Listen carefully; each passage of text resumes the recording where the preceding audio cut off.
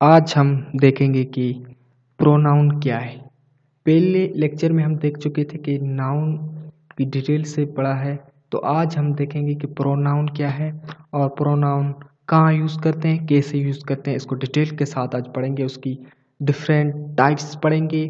तो हमारे साथ कनेक्ट रहें और तमाम टाइप्स डिटेल के साथ अंडरस्टैंड करो। तो pronoun, a word which is used in the place of a noun or indicates towards a noun is called pronoun. Pronoun हमारे पास वो है जहाँ हम नाउन की जगह पे यूज़ करें, उसे हम सिंपली प्रोनाउन कहेंगे। जैसे Ali is a good boy, Ali is a good boy, ये हो गया हमारे पास नाउन। अली हमारे पास क्या है, नाउन है। He is a good boy, हम simply he is a good boy, ये हो गया हमारे पास प्रोनाउन। जैसे कि अली की जगह पे हमने ही यूज़ किया तो हमारे पास प्रोनाउन हो गया। प्रोनाउन का दुनिया में आना बहुत ही इम्पोर्टेंट था, क्योंकि हम बार बार किसी का नाम यूज़ करना, इंग्लिश की लैंग्वेज में बार बार किसी का नाम, बार बार किसी का नाम, तो इट मीन कि ये एक फॉर्मल वे नहीं थी, तो इसकी वजह से एक प्रोनाउन का आना ज़रूरी था। तो इसलिए कि हम प्रोनाउन की जगह, हम नाउन की जगह प्रोनाउन यूज़ करते हैं। बार बार किसी का नाम लेने की जगह पे हम प्रोनाउन यूज़ करते हैं। सिंपली हम किसी का नाम एक दफ़ा यूज़ करें, इसके बाद हम ही का यूज़ करें या दे का यूज़ करें, तो हम सिंपली इसको प्रोनाउन कहते हैं। तो चलती है इसके डिफरेंट कैटेगरीज को देखते हैं कि कैसे कैटेगरीज है और कि कौन सी कैटेगरीज है और इनको कैसे यूज़ करते हैं। तो अभी तक चैनल को सब्सक्राइब नहीं किया तो सब्सक्राइब करें और बेल आइकन को ज़रूर प्रेस करें। काइंड्स ऑफ प्रोनाउन, हम हमारे पास 7 इम्पोर्टेंट काइंड्स हैं जिनको अंडरस्टैंड करना बहुत ही इम्पोर्टेंट है, क्योंकि प्रोनाउंस बहुत ही इम्पोर्टेंट पार्ट होता है ग्रामर का और पार्ट्स ऑफ स्पीच का, कि आप किस तरह इसको देखते हैं और कैसे हम इसको कम्युनिकेशन पे भी यूज़ करते हैं और राइटिंग पे भी। तो सबसे पहला है personal pronoun, reflexive pronoun, demonstrative pronouns, interrogative pronoun, relative pronoun, indefinite pronoun, distributive pronoun. हम इनको सब टाइप्स को डिटेल के साथ पढ़ेंगे, हमारे साथ कनेक्ट रहें। तो देखते हैं पर्सनल प्रोनाउन क्या है।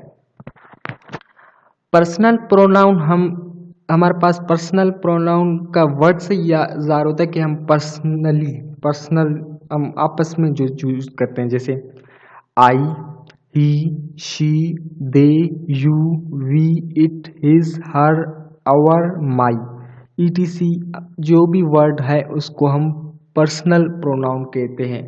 जैसे कि हम नाउन की जगह पे हम पर्सनल प्रोनाउन यूज़ करते हैं, जैसे कि he and I told them about their mistakes. He हमने यूज़ किया कि नाउन की जगह हमने ही का यूज़ किया, ही एंड आई।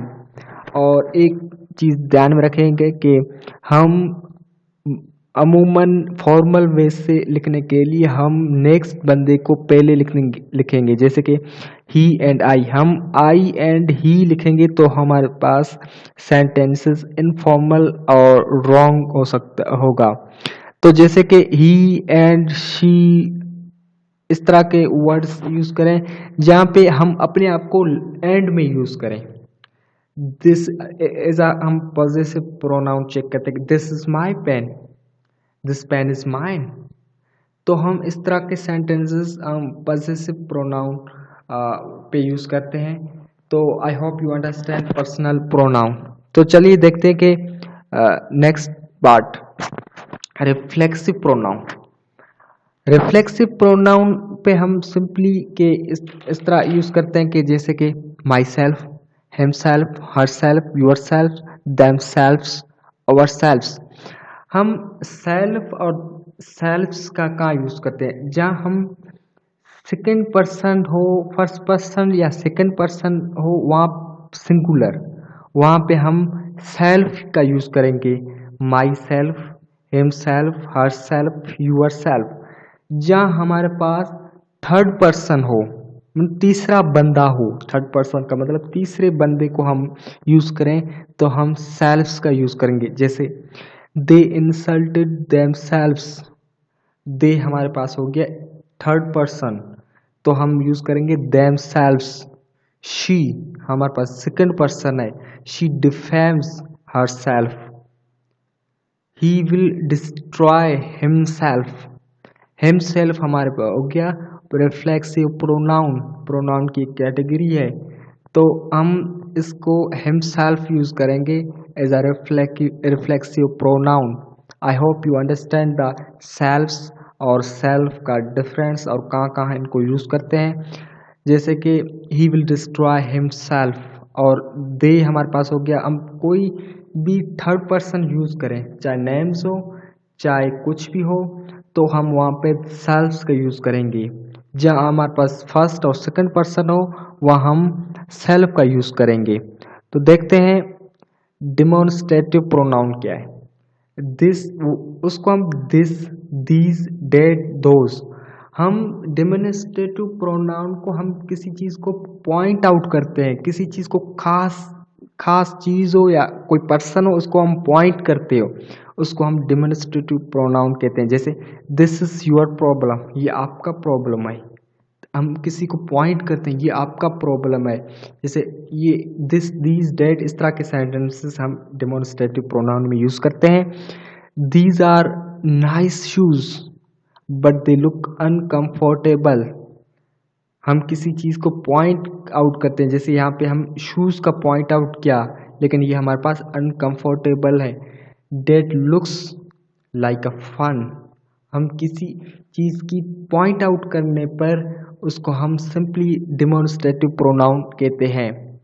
तो आप इस तरह के सेंटेंसेस मुख्तलिफ बना सकते हैं, तो इन सेंटेंसेस की मदद से और इन डिमॉन्स्ट्रेटिव प्रोनाउन की मदद से दिस, दीज, डेट, दोस, उस तरह के आप मुख्तलिफ सेंटेंसेस बना सकते हैं। तो मैंने 3 सेंटेंसेस इस तरह बनाए कि आप इजीली इन सेंटेंस को अंडरस्टैंड करो और उनकी मदद से आप मुख्तलिफ सेंटेंसेस बना सको और उनको डेली बेसिस पे कम्युनिकेशन पे यूज़ करो, प्रैक्टिस करो, तो आप इन चीज़ों को इजीली अंडरस्टैंड कर पाओगे।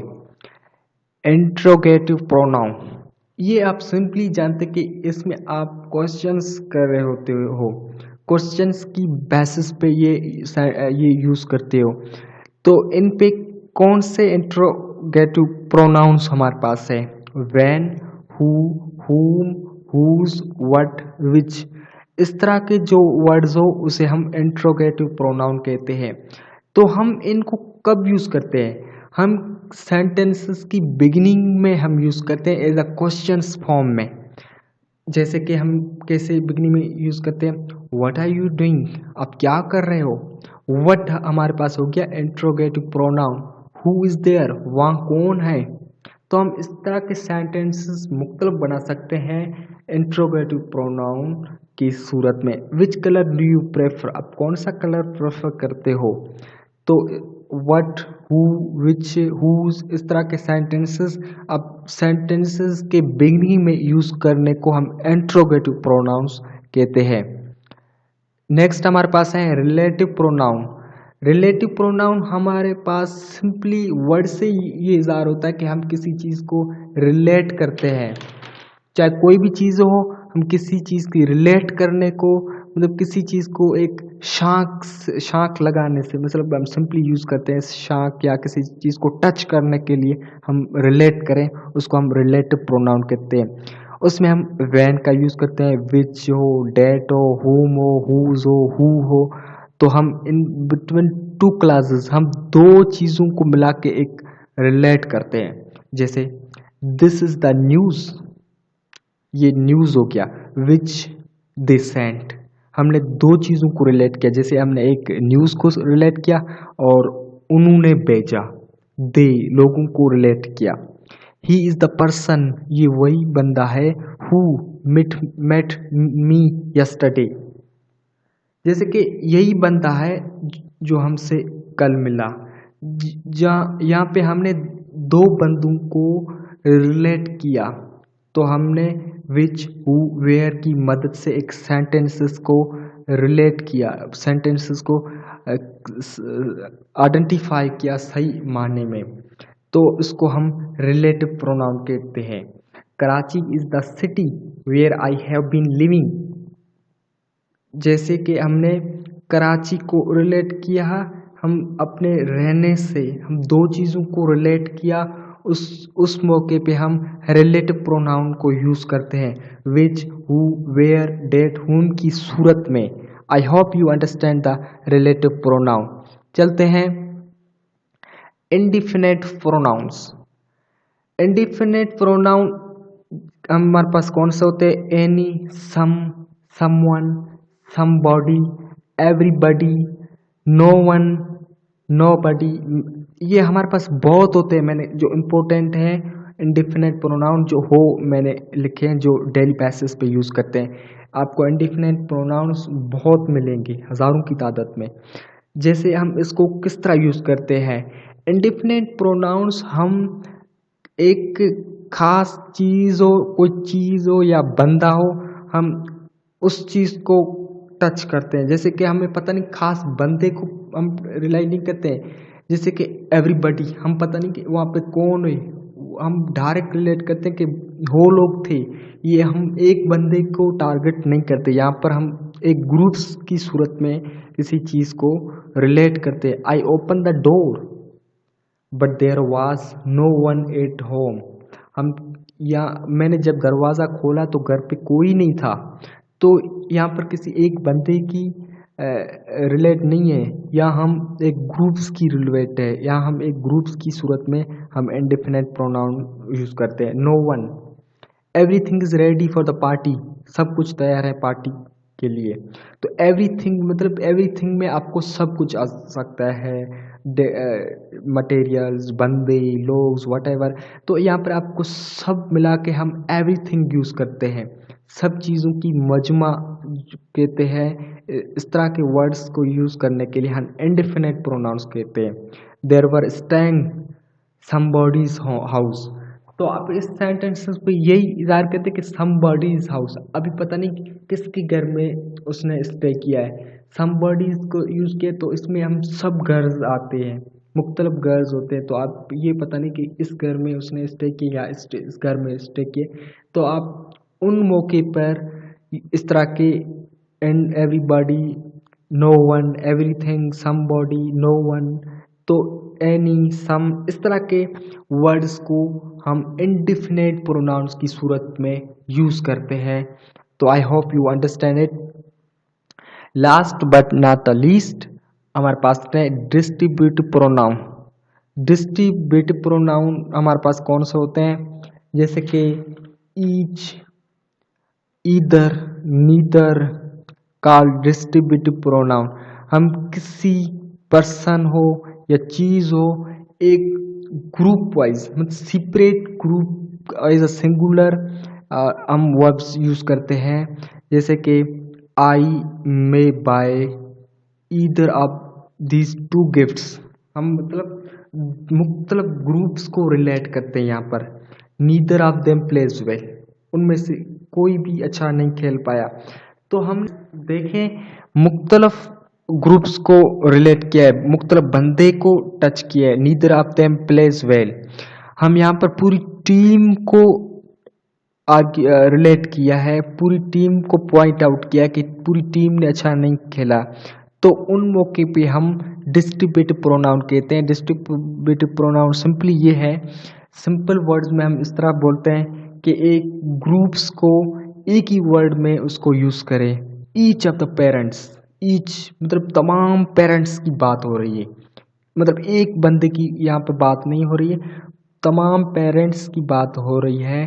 तो उन मौके पे हम ईच, नीदर, ईदर इस तरह के वर्ड्स यूज़ करके हम एक सेंटेंसेस बनाते हैं, उसे हम डिस्ट्रीब्यूटिव प्रोनाउन कहते हैं। Each of the parents should take care of their children. तो यहाँ पे हम एक तमाम जो दुनिया में रहने वाले पेरेंट्स का यूजेज किया है, पॉइंट्स आउट किया है।